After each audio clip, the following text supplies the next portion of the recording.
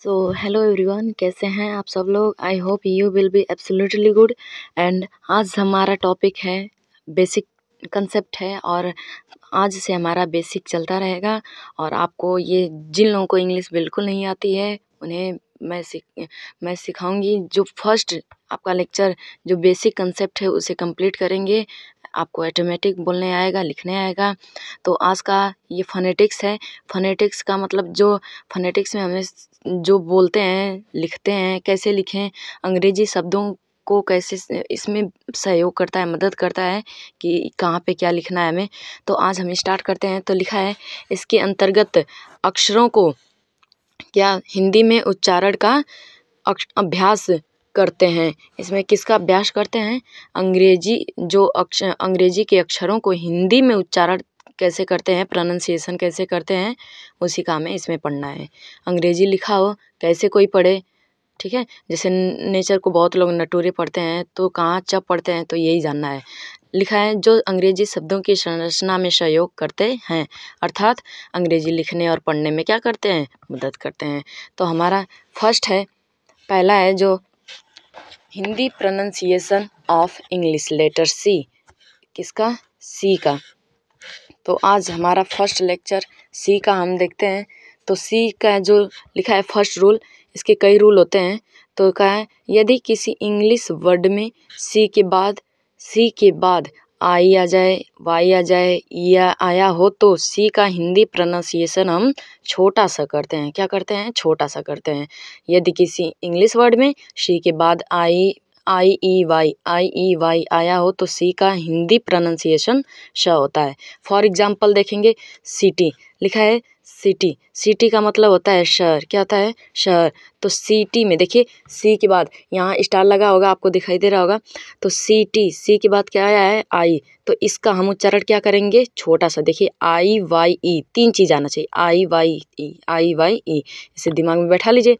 City का मतलब sir. Next है हमारा साइकिल। सी के बाद जस्ट क्या आया है? वाई आया है। क्या आया है? वाई। तो साइकिल हो गया है। नेक्स्ट हमारा राइस के बाद देखिए सी के जस्ट बाद क्या आया है? आई। ये क्या आ जाए? आई वाई ई आ जाए, तो उसे हम क्या पढ़ेंगे? सर। सो ऐसे हमारा और भी एग्जाम्पल है, नीस है, सेल है। तो ऐसे हमारा और भी एग्जाम्पल है सर। नेक्स्ट है हमारा, देखेंगे ये आपके एग्जाम्पल्स हैं। क्लोन का साइक्लोन का मतलब होता है चक्रवात या बवंडर। देखिए सी के जस्ट बाद क्या आया है? वाई आया है। साइकिल लिखते हैं, सर्किल लिखते हैं, शकल तो होता है, सिलेंडर होता है, तो उसमें भी वाई होता है, तो इसे हम क्या पढ़ते हैं? छोटा सा। तो सी का दूसरा रूल है, देखेंगे यदि किसी इंग्लिश वर्ड में सी के बाद HR, KURALOT प्लस क्या HEM आया हो, तो सी का हिंदी प्रोनाउंसिएशन हम करते हैं। अगर सी के बाद IEY आया तो छोटा सा करते हैं। यदि किसी इंग्लिश वर्ड में सी के बाद क्या आया हो? सी के जस्ट बाद HR आया हो, HOR आया हो, KURALOT, इसे आप लर्न कर लेंगे तो आपकी इंग्लिश आसान हो जाएगी, पढ़ना बहुत आसान हो जाएगा। कहाँ जब पढ़ें, कहाँ सब पढ़ें, तो उसका क्या होता है? प्रोनाउंसिएशन, उच्चारण क्या होता है? क होता है। जैसे एग्जांपल देखिए, क्रिश्चियन बोलते हैं, क्रिश्चियन। देखेंगे सी के जस्ट बाद क्या आया है? HR आया है, HR आया है। देखिए HR मिल गया। तो नेक्स्ट देखेंगे कॉरस का मतलब क्या होता है? एक साथ गीत गाना, कुछ कहना। कॉरस देखिए सी के जस्ट बाद ये तीन आपको दिख रहे होंगे अंडरलाइन किए हुए, HOR आया है। नेक्स्ट हमारा क्रैक का मतलब होता है चटकना। क्रैक सी के जस्ट बाद क्या आया है? R आया है, तो क्रैक हो जाएगा। कट क्या आया हो? U, cut. देखिए U। क्लेम का मतलब होता है चुप्पी साधना।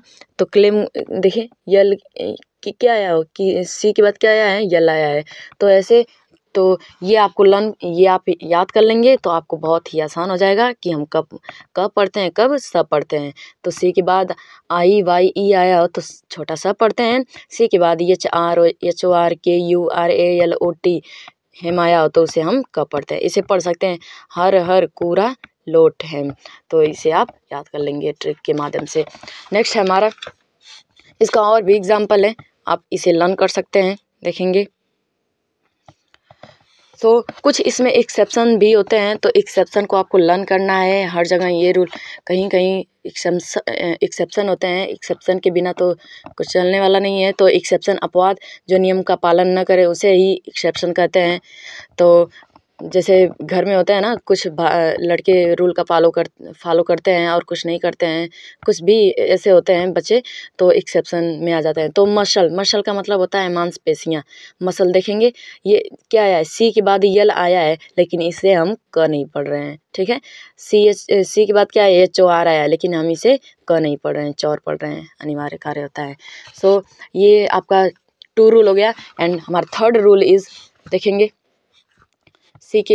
सी का तीसरा रूल है, यदि किसी इंग्लिश वर्ड में सी के बाद क्या आया हो, आई ई ए आई ओ आई ए, क्या आया हो, आई ई ए आई ओ आई ए आया हो, तो सी का हिंदी प्रोनाउंसिएशन हम बड़ा सा करते हैं। क्या करते हैं, बड़ा सा करते हैं। फॉर एग्जांपल ओशन, देखेंगे सी के बाद जो ये अंडरलाइन किया हुआ है, देखिए आई ई मिल गया, तो आई ई आया हो, तो क्या हम उसे पढ़ेंगे, बड़ा सा पढ़ेंगे। ओशन मीन्स होता है समुद्र होता है।